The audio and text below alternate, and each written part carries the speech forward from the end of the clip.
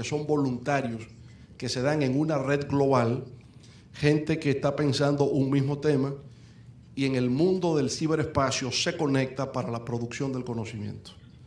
Entonces, la creación de un sistema de software libre, el concepto de la universalidad del conocimiento, un mecanismo de colaboradores que actúan con una filosofía asociativa, ha generado el instrumento más revolucionario del saber humano en toda la época histórica. Y a mi lado tengo el cerebro que lo concibió. Qué gran honor, Jimmy Wales.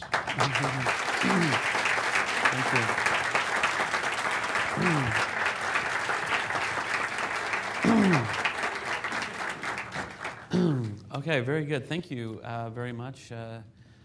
Thank you to the president who initially invited me to come here and speak.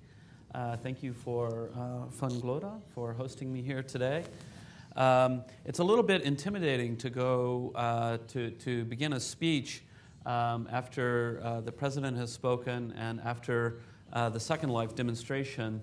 Unfortunately, at the end of my lecture, I won't fly away.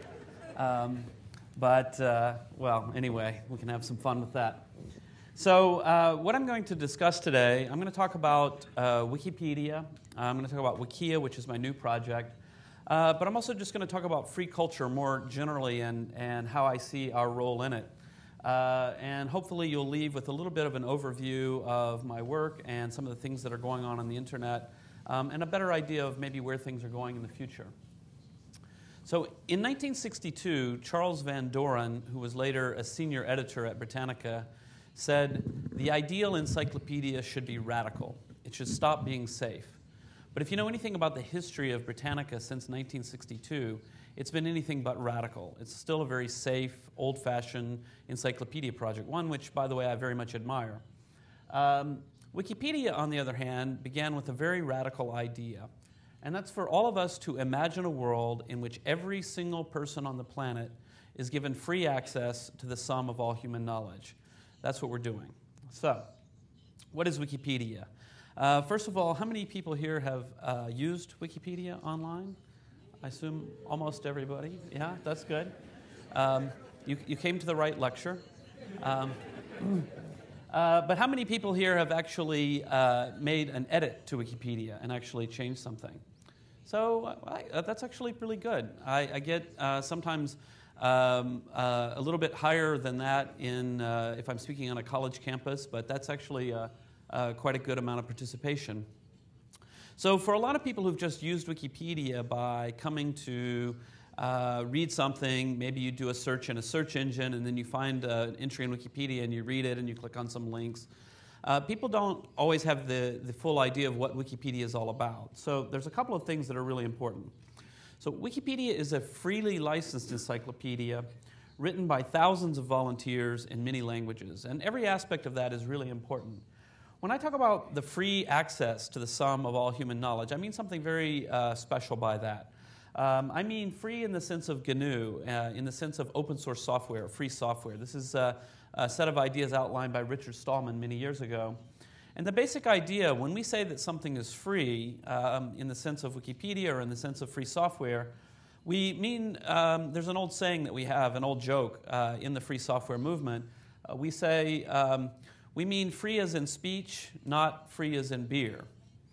So the idea is, of course, free beer is wonderful. Someone gives you free beer and you drink it, and well, you didn't have to pay anything for it. That's really great. But we're talking about something more important. We're talking about freedom of speech. We're talking about freedom to participate. So for all of our work, you have the freedom to copy it. You have the freedom to modify it. You have the freedom to redistribute it. And you can redistribute modified versions. And you can do all of these things commercially or non-commercially. So when people are contributing to Wikipedia, they aren't just contributing to our website. They're contributing to a storehouse of knowledge that people can take and reuse for a lot of different purposes, and they don't have to ask permission to do it. Everything in Wikipedia is under a free license that allows you to take it and do whatever you want with it, and we hope that lots of people will do all kinds of interesting things with our work. When I talk about the sum of all human knowledge, what do I mean by that? What I mean is that Wikipedia is something very particular. It is an encyclopedia. So Wikipedia is not a data dump. Wikipedia is not an archive, not a library, not a textbook. An encyclopedia offers an essentialized summary of human knowledge with the depth of the material depending on the context. So if I say, for example, Eiffel Tower. So you think of the Eiffel Tower in France, and you imagine the Wikipedia entry on it. Everybody in this room, and in fact everybody all around the world, has a pretty easy understanding of what that should look like. It should be the basic facts about the Eiffel Tower: when it was built, where it was built, who the architect was, why was it built. There should be a few pictures, and the article should be about this long. What you won't find in Wikipedia are poetry about the Eiffel Tower. You won't find political editorial opinion about the Eiffel Tower. Wikipedia is really a certain type of thing and nothing else. It is an encyclopedia. When I say every single person on the planet, this is also very key to our philosophy and something that is quite near and dear to the hearts of everyone in our community. The Wikipedia project is inherently global. So although we have more than 2.7 million articles in English, which is the largest project, this is actually less than 20% of the total work. We have 21 other languages that have at least 100,000 articles. We have 79 languages with at least 10,000 articles. And we now have 157 languages that have at least 1,000 articles. Now, 1,000 articles is not much of an encyclopedia. That's just the beginning. But this is the number I watch, because whenever I see that we have 1,000 articles, I really feel like an edition of Wikipedia has really been launched, that the project has truly begun. At that point, there are usually 5 to 10 really active users, another 10 to 20 who are somewhat active, and they've begun to think of themselves as a community. They've begun to think about outreach and bringing more people in.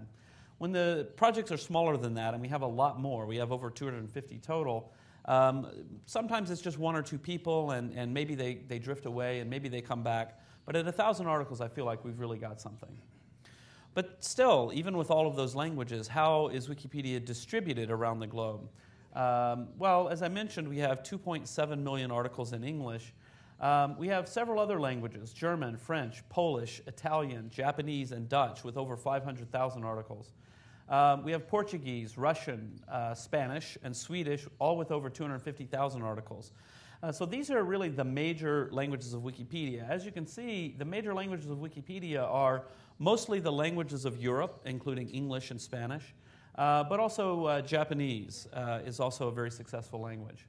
Just to give a little bit more detail for Spanish Wikipedia, as of today, there were 443,000 entries in Spanish language Wikipedia.